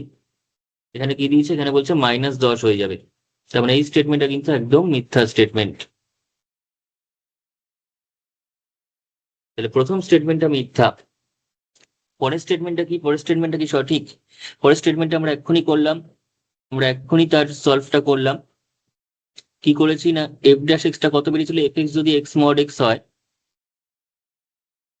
তার ক্ষেত্রে f'(x) টা কত বেরিয়েছিল, সেটা বেরিয়েছিল হচ্ছে আমরা ওভারঅল করে 2 mod x পেয়েছিলাম, 2 mod x পেয়েছিলাম এটা ডিফারেন্সিয়েট করে। তাহলে f'-1 টা কত হবে, তাহলে সেটা হয়ে যাবে 2 mod of -1, তার মানে 2 ইন্টু -1 এর mod 1ই হয়, তার মানে 2 হবে, তার মানে কত হচ্ছে 2। তার মানে সঠিক অ্যান্সার হয়ে যাচ্ছে, এটা তো 2 দিয়েছে, তার মানে এটা সত্য, উপরেরটা মিথ্যা পরেরটা সত্য, মিথ্যা সত্য, তার মানে বিবৃতি 1 মিথ্যা বিবৃতি 2 সত্য, তো এটাই সঠিক অ্যান্সার। বোঝা গেছে? এই হচ্ছে ছিল আমাদের অঙ্কটা। ওকে, চলে আসবে এবার নেক্সট কোয়েশ্চেনে। নেক্সট কোয়েশ্চেনটা হচ্ছে ডেফিনিশন রিলেটেড বা ফার্স্ট প্রিন্সিপাল বা প্রথম যে নিয়ম সেই রিলেটেড কোয়েশ্চেন। কি বলেছে সেখানটাতে, বলেছে y ইকুয়ালস টু fx অপেক্ষকের x এর সাপেক্ষে অবকল সহগ, y ইকুয়ালস টু fx অপেক্ষকের x এর সাপেক্ষে অবকল সহগ, সেটা হচ্ছে dy dx equals to limit h tends to 0 f of x plus h plus fx by h। তার মানে এটা ভুল দিয়েছে, এটা হয় মাইনাস fx, এটা মাইনাস হয়, তার মানে এটা মিথ্যা। ঠিক আছে, কনসেপ্টটা হচ্ছে limit h tends to 0 f of x plus h minus fx by h, যেহেতু প্লাস দিতে, যেমন প্রথম বিবৃতিটা কিন্তু সঠিক দেয়নি, প্রথম বিবৃতি কিন্তু সঠিক দেয়নি, তার মানে কেবলমাত্র ওয়ান বিবৃতি সত্য, এটা সঠিক নয়। এবার উভয় সত্য, সেটাও সঠিক নয়, মানে হয় ডি নয়তো বি, হয়তো ডি নয়তো বি, এই দুটোর মধ্যে কোনো একটা সত্য। ঠিক আছে, এবার বিবৃতি 2 তে বলেছে যে x ইকুয়ালস টু 2 এবং x ইকুয়ালস টু 5 কোটিদ্বয়ের মধ্যে y equals to fx equals to x square, y equals to fx equals to x square অপেক্ষকটির পরিবর্তনের হারের গড়, পরিবর্তন তার হার তার গড় কার কার মধ্যে, x ইকুয়ালস টু 2 থেকে x ইকুয়ালস টু 5 এর মধ্যে। তাহলে পরিবর্তন প্রথমে বার করতে হবে, পরিবর্তন বার করতে হবে, তারপর হার বার করতে হবে, তারপর তার গড় বার করতে হবে। তাহলে আমরা কি করব, x equals y equals to ফাংশনটা কত দিয়েছে, দ্বিতীয় বিবৃতিটা নিয়ে আলোচনা করলেই হয়ে যাবে, কারণ প্রথমটা অলরেডি মিথ্যা হয়ে গেছে আমাদের। তাহলে ওয়াই ইকুয়ালস টু দিয়েছে x square, y equals to f x equals to x square. তাহলে এক্স ইকুয়ালস টু 2 বিন্দুতে তার ভ্যালু কত হবে, এক্স ইকুয়ালস টু 2 বিন্দুতে তার ভ্যালু হয়ে যাচ্ছে আমাদের কাছে এফ অফ 2, তার মানে সেটা হয়ে যাচ্ছে 2 স্কোয়ার, তার মানে 4। আর এক্স ইকুয়ালস টু 5 বিন্দুতে তার ভ্যালু কত হবে, এফ অফ 5 মাইনাস মানে 5 স্কোয়ার মানে 25। এবার তার পরিবর্তনটা কত হলো, তাহলে পরিবর্তনটা কত হচ্ছে, সেটা হয়ে গেল এফ অফ 5, মানে ওয়াই এর পরিবর্তন, কিন্তু এটা ওয়াই এর পরিবর্তন, যেটাকে আমরা বলতেই পারি ডেল ওয়াই,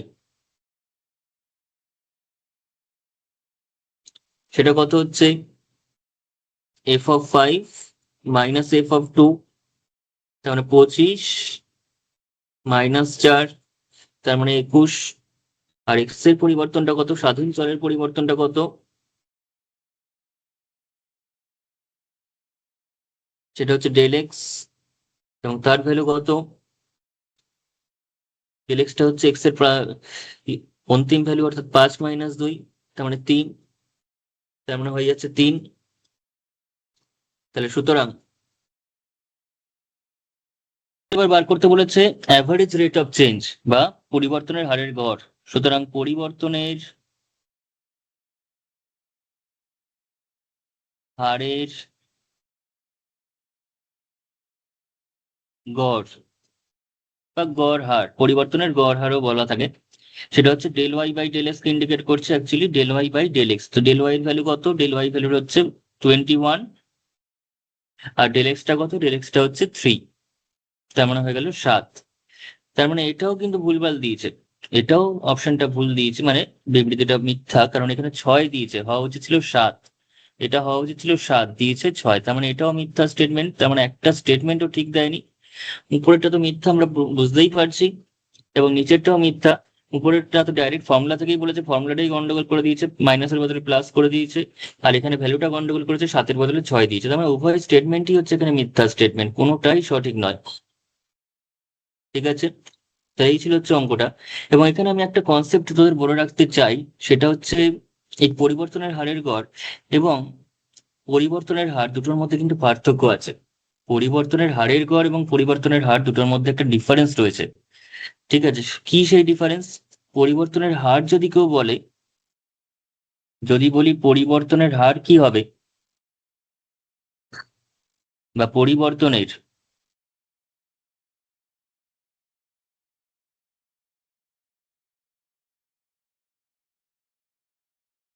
হারের গড়, যেটাকে আমরা বলি হচ্ছে অ্যাভারেজ রেট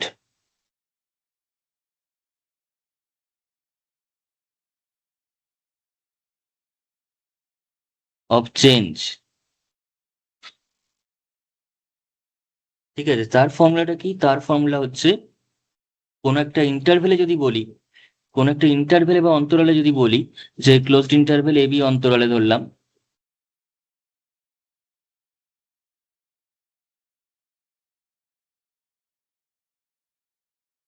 মানে ইন্টারভেল যেমন আগেরটা হচ্ছে 2,5 অন্তরালে হয়েছিল, ঠিক আছে, আগেরটা যে 2 আর 5 দিয়েছে, তার মানে 2,5 এর ইন্টারভেলে আমাদের পরিবর্তনের হারের গড় বার করতে বলেছে। সেরকমই কোন একটা পরিবর্তনের হারের গড় বার করতে গেলে একটা ইন্টারভেল আমাদের দিয়ে দিতে হবে, একটা টাইম ইন্টারভেল বা একটা স্বাধীন চলের একটা ইন্টারভেল আমাদের দিয়ে দিতে হবে, আদারওয়াইজ কিন্তু পরিবর্তনের গড় মানটা বার করতে পারবো না। ঠিক আছে, তো average rate of change in in the interval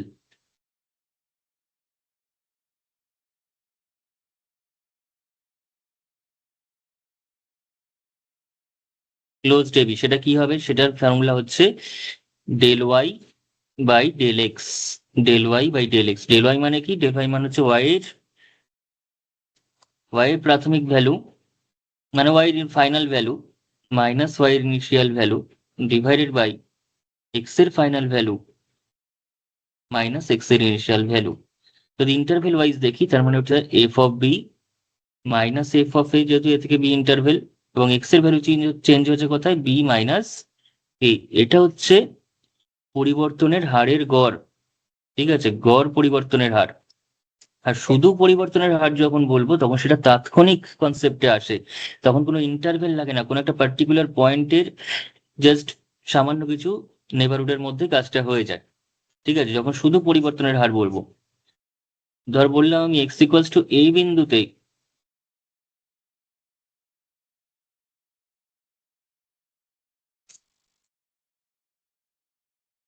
পরিবর্তনের হার, অর্থাৎ রেট অফ চেঞ্জ, কোনো অ্যাভারেজ কথাটা যখন থাকবে না, রেট অফ চেঞ্জ,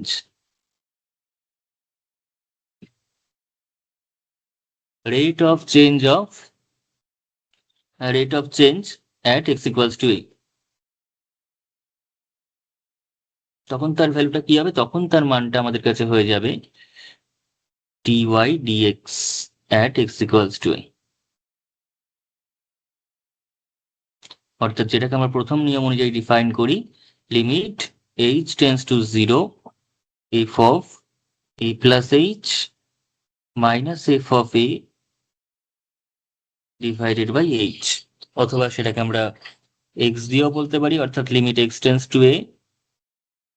আরেকটা ডেফিনেশন আমি বলেছিলাম, সেটা হচ্ছে f x minus f of a divided by x minus a, অর্থাৎ এইরকম ব্যাপারই, কিন্তু সেখানে এক্সটাকে আমরা এর দিকে টেন্ড করিয়ে দেবো। ঠিক আছে, দুটোর মধ্যে কিন্তু ডিফারেন্স রয়েছে। দুটোর মধ্যে কিন্তু একটা ডিফারেন্স থেকে যাচ্ছে। ঠিক আছে, এটা হচ্ছে তাৎক্ষণিক ক্ষেত্রে ইউজ করা হয় এবং এটা কোনো অন্তরালে ইউজ করা হয়। এটা ইউজ করা হয় ইন অ্যান ইন্টারভেল,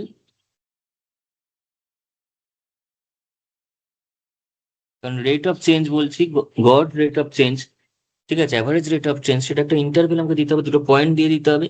আর এখানে কিন্তু একটা পয়েন্টই যথেষ্ট, অর্থাৎ এটা কিন্তু ইনস্ট্যান্টেনিয়াস বা তাৎক্ষণিক ব্যাপার।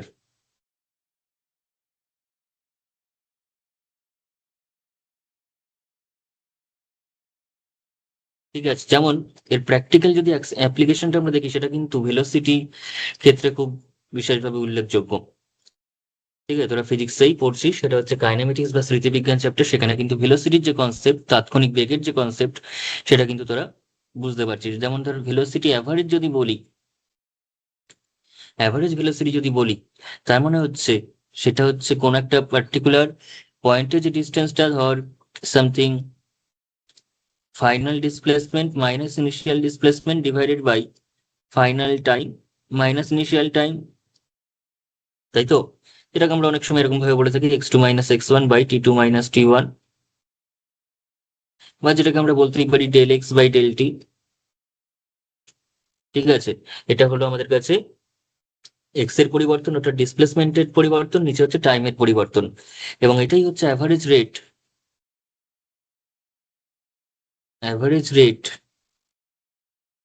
Of change.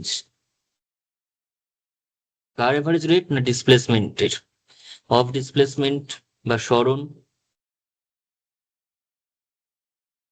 ম্যাথমেটিক্সের কিন্তু অ্যাপ্লিকেশন অবশ্যই ফিজিক্সে আমাদের পড়তেই হবে, ফিজিক্সটাই আমাদের রয়েছে। Displacement with respect to time, কার সাপেক্ষে? না টাইমের সাপেক্ষে। এখানে কিন্তু টাইমটা হচ্ছে ইন্ডিপেন্ডেন্ট ভ্যারিয়েবল, আর সরণটা কিন্তু ডিপেন্ডেন্ট ভ্যারিয়েবল। টাইমের সাপেক্ষে ডিসপ্লেসমেন্টটা হচ্ছে, টাইমের উপর ডিপেন্ড করে চলছে সরণটা, উইথ রেসপেক্ট টু টাইম, এবং সেটাই আমাদের কাছে বোঝাচ্ছে অ্যাভারেজ ভেলোসিটি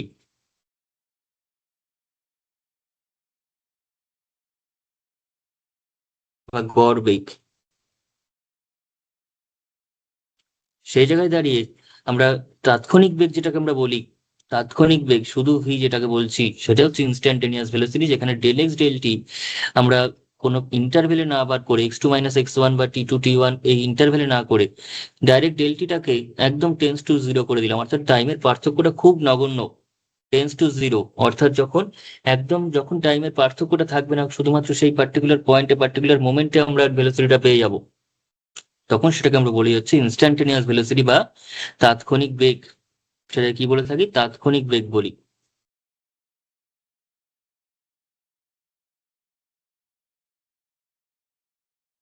ঠিক আছে, এবং সেটা কি করতে হয় তখন? ডেল এক্স ডেল টির উপর সেই টিটাকে অ্যাপ্লাই করতে হয়, ডেল টিটাকে টেন্স টু জিরো করে দিতে হয়, এবং del t tends to zero আর ডেল এক্স ডেল টি, সেটাই হচ্ছে actually dx dt, that is the derivative of x with respect to t. এটাই হচ্ছে আমাদের কাছে ডেরিভেটিভ অফ এক্স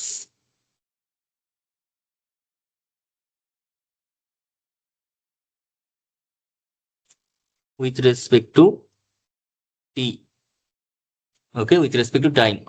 এবং তার ফিজিক্যাল ইন্টারপ্রিটেশন বা আমাদের ভৌত তাৎপর্যটা কি? সেটাই হচ্ছে আমাদের কাছে rate of change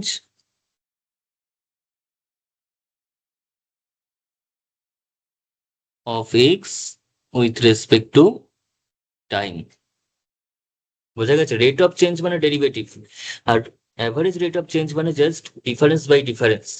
okay, x এর পরিবর্তন বাই টি এর পরিবর্তন, তার মানে হচ্ছে অ্যাভারেজ বেগ পাবো, আমরা অ্যাভারেজ ভেলোসিটিটা পাবো। আর যখন এক্স কে টি এর স্কোয়ারে ডিফারেন্সিয়েট করবো, তখন কিন্তু আমরা পেয়ে যাবো গড় বেগ, মানে তখন পেয়ে যাবো আমরা তাৎক্ষণিক বেগ। ওকে, তখন আমরা পেয়ে যাবো তাৎক্ষণিক বেগ। যদি এটা আমরা উদাহরণ দিয়ে চেঞ্জ করতে চাই, উদাহরণ দিয়ে জিনিসটাকে আমরা বোঝাতে চাই, তাহলে আমি দিলাম, ধর এক্স এর একটা ভ্যালু আমরা দিয়ে দিচ্ছি, এক্সট্রা ধর টি স্কোয়ার, সামথিং এক্সট্রা টি স্কোয়ার দেওয়া রয়েছে। আমাকে বললো something T equals to 1 second থেকে টি ইকুয়ালস টু 2 সেকেন্ডে, 2 সেকেন্ডে গড় বেগ কত, তাহলে তখন আমরা কি করব, তখন আমরা করব হচ্ছে গড় বেগ, তো তার মানে অ্যাভারেজ ভেলোসিটি। সেক্ষেত্রে আমরা এক্স এর 2 পয়েন্টের ভ্যালুটা নেবো আর 1 পয়েন্টের ভ্যালুটা নেবো।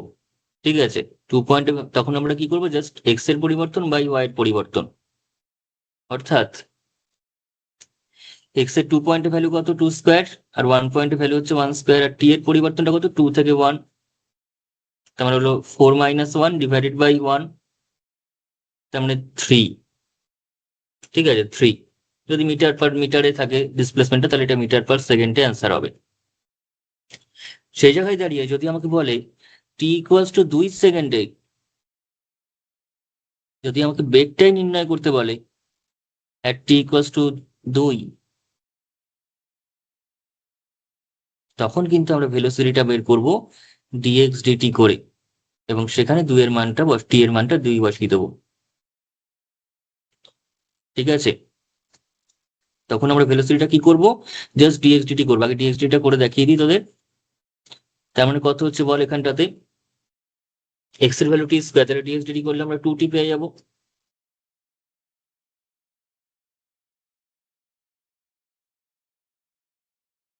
তাই তো, তাহলে 2 সেকেন্ডে ভেলোসিটি কত, তাহলে at t equals to 2 second velocity equals to কত, না এই dx dt টাই 2 পয়েন্টে বার করবো,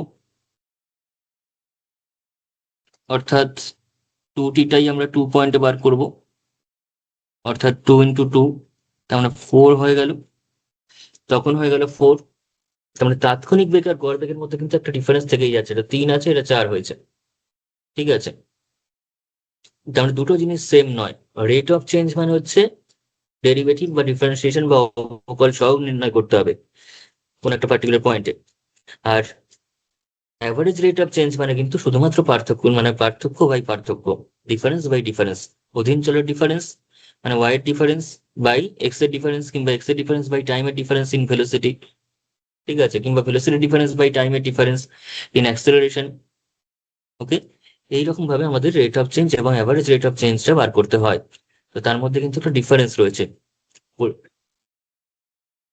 ওকে, তো ব্যাস এটাই আমার লাস্ট বলার ছিল আজকের মতো। ব্যাস, তাহলে আজকে এতটাই থাক, আজকের ক্লাসটা আমি এখানেই শেষ করছি। আজকের ক্লাসে আমরা তাহলে কি কি শিখলাম, আজকে মূলত শেখা হলো x to the power N জাতীয় ফাংশনের, যেখানে এনটা রেশনাল নাম্বার বা মূলদ সংখ্যা, সেই ধরনের ফাংশনের ডেরিভেটিভ কি হবে, এবং সেই ডিফারেন্সিয়েশনের বিভিন্ন উদাহরণ আমরা করলাম, বেসিক এক্সাম্পল গুলো আমরা করলাম, এবং সেই টাইপের যে এমসিকিউ গুলো আমাদের বইতে রয়েছে সেই এমসিকিউ গুলো কিন্তু সলভ করা হলো। এবং সেখানে আমরা এমসিকিউ সলভ করতে গিয়ে দেখলাম যে মডিউলাস ফাংশনের ক্ষেত্রেও এমসিকিউটাতে আমরা এই x to the power N এর কনসেপ্ট কিন্তু অ্যাপ্লাই হয়ে গেছে। তো এই কনসেপ্ট অনুযায়ী আমরা আজকে বেসিক প্রবলেম গুলো সলভ করলাম, যেগুলো আমাদের ফর্মুলাটাকে একদম ক্লারিফাই করতে, মাথায় গেঁথে নিতে সাহায্য করবে। নেক্সট ক্লাসে কিন্তু আমরা অন্য কোনো ফর্মুলা শিখবো, যেমন ট্রিগোনোমেট্রিক ফাংশনের ডিফারেন্সিয়েশন আমাদের রয়েছে, সেটাকে আমরা প্রাথমিক নিয়ম থেকে বা অবকলনের সংজ্ঞা থেকে ডিরাইভ করব, এবং দেন তার উপর যে যে প্রবলেম গুলো কোয়েশ্চেনটা আমাদের রয়েছে বইতে, সেই কোয়েশ্চেন গুলো কিন্তু সলভ করব। তাই নেক্সট ক্লাসটা কিন্তু আরো বেশি গুরুত্বপূর্ণ হতে চলেছে। তার জন্য অবশ্যই তোমরা প্রত্যেকটা ক্লাস যেভাবে আপলোড করা হবে নিয়মিত সিকোয়েন্স ওয়াইজ, কোনো রকম স্কিপ না করে প্রত্যেকটা ভিডিও দেখে যেতে হবে। তাহলেই পরবর্তী ভিডিও দেখতে কিন্তু সুবিধা হবে, বুঝতে সুবিধা হবে, কোনো রকম প্রবলেম হবে না। ঠিক আছে, তো কিন্তু কোনো রকম স্কিপ করে করা যাবে না এখানে। ঠিক আছে, তো থাক তাহলে আজকে এতটা। আর ভিডিওটা ভালো লাগলে অবশ্যই লাইক করবে, কমেন্ট করবে, শেয়ার করবে বন্ধুদের সঙ্গে, যাতে তারা হয়তো ইনফরমেটিভ কনসেপচুয়াল ভিডিও দেখে উপকৃত হতে পারে। এবং অবশ্যই নিয়মিত ফলোতে থাকবে, এবং প্রত্যেকটা ভিডিও কিন্তু খাতায় নোট ডাউন করবে, যা লেখাবো যা করাবে, প্রত্যেকটা extra concept, extra formula, extra tricks সমস্তটাই খাতায় থাকবে তোমাদের, এবং না দেখে কিন্তু সেগুলোকে প্র্যাকটিস করবে। ঠিক আছে, তো চলো আজকের মতো এতটাই থাক। দেখা হচ্ছে নেক্সট ক্লাসে নেক্সট কোনো ইম্পর্টেন্ট টপিকের আলোচনায়। ততক্ষণের জন্য চলো, টাটা।